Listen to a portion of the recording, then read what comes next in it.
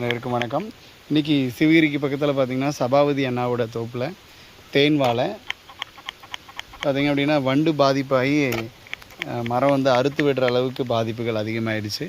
So இதனால் காயோட ஊக்கம் தாங்க முடியாமல் கொன்னை வந்து உடஞ்சி விழுந்துருது. ஸோ அதுக்காக நம்ம இன்ஜெக்ஷன் டைப்பில் பார்த்திங்கன்னா வண்டை கண்ட்ரோல் பண்ணுறதுக்காக நம்ம இன்ஜெக்ஷன் முறையில் கொடுத்துட்ருக்கோம்.